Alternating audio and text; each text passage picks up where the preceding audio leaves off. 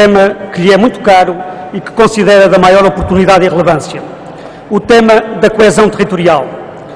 Já o trouxemos ao plenário e debatemos nas nossas recentes jornadas parlamentares, que decorreram recentemente no Fundão, e o qual suscitou um debate interno alargado e, julgo eu, profícuo. Pois bem, uma semana depois, propomos a esta Câmara um projeto de resolução que pretende abrir um caminho novo no combate necessário e urgente que o país tem de travar em favor da coesão territorial.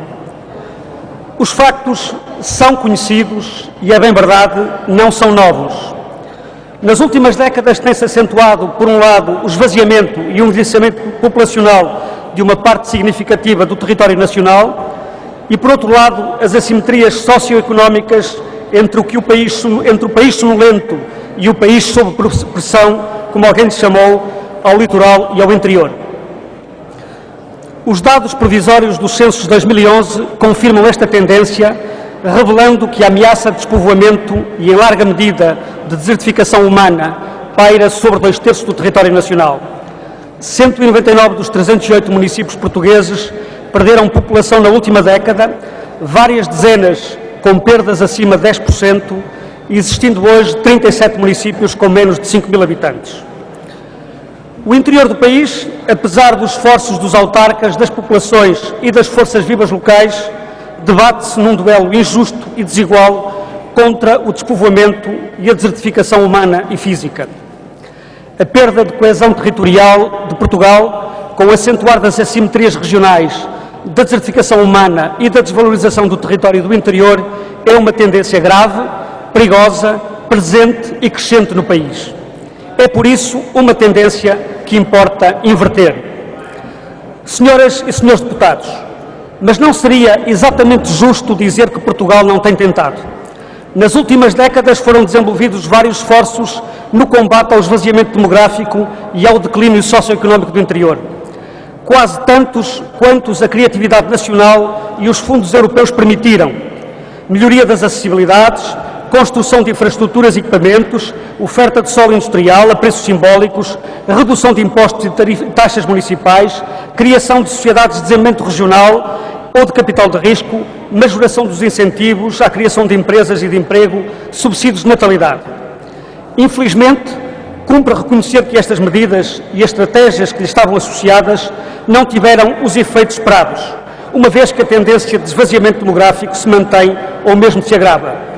A dura realidade, espelhada nas estatísticas recentes, mostra que a infraestruturação do território e a melhoria das condições de vida não atraiu nem fixou, como se esperava, famílias, empresas e atividades económicas.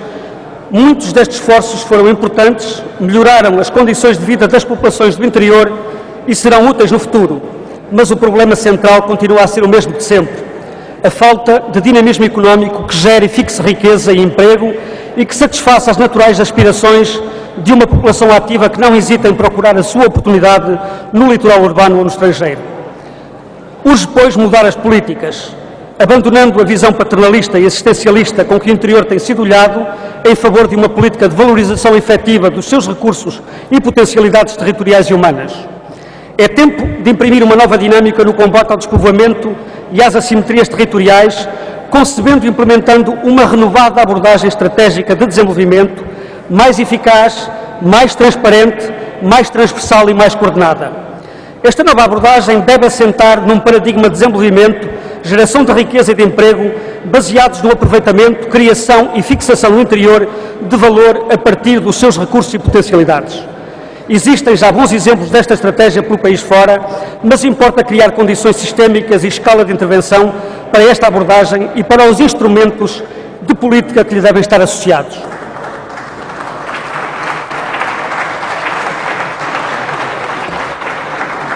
São vários os setores em que a estratégia de criação e fixação de valor deve ser aplicada: a agricultura, a pecuária, a floresta, os recursos minerais, a energia, o turismo, as indústrias locais e a cultura. O desafio está, do nosso ponto de vista, em criar condições para que uma parte crescente das mais-valias geradas nas fileiras e atividades associadas aos recursos endógenos sejam geradas e fixadas nestes territórios, invertendo assim a lógica extrativa que tem prevalecido. No mesmo sentido, importa reconhecer e retribuir o valor dos serviços que os ecossistemas e os recursos naturais do interior prestam às populações e comunidades do litoral urbano. Uma nova estratégia para a coesão territorial exige uma nova dinâmica. Importa, desde logo, proceder à definição e concretização globais desta estratégia através de um programa, o Plano Nacional para a Coesão Territorial, que seja claro, concreto, rigoroso nos objetivos, ações, responsáveis e calendários. É fundamental que nesse plano se concretize e defina o objetivo da coesão territorial e quais os indicadores que aferem o seu cumprimento. Exige-se também, sob pena de indulgente ineficácia, o desenvolvimento de mecanismos de monitorização da evolução da coesão territorial e da execução do Plano Nacional. Importa que esta monitorização seja pública e possa ser discutida no Parlamento Nacional. A transversalidade e a integração do princípio da coesão territorial nas várias políticas setoriais, assim como o reforço da coordenação clara da ação do Governo e de toda a Administração, são condições-chave para o sucesso desta estratégia.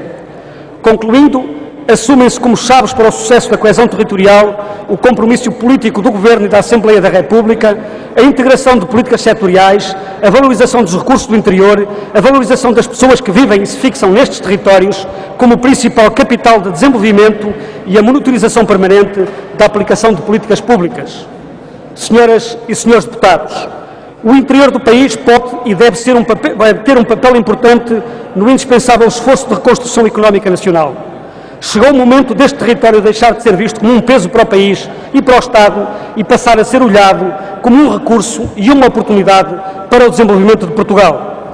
As populações que aí continuam teimosamente a viver e a trabalhar merecem e exigem de todos nós um esforço redobrado para continuarem a acreditar num futuro melhor.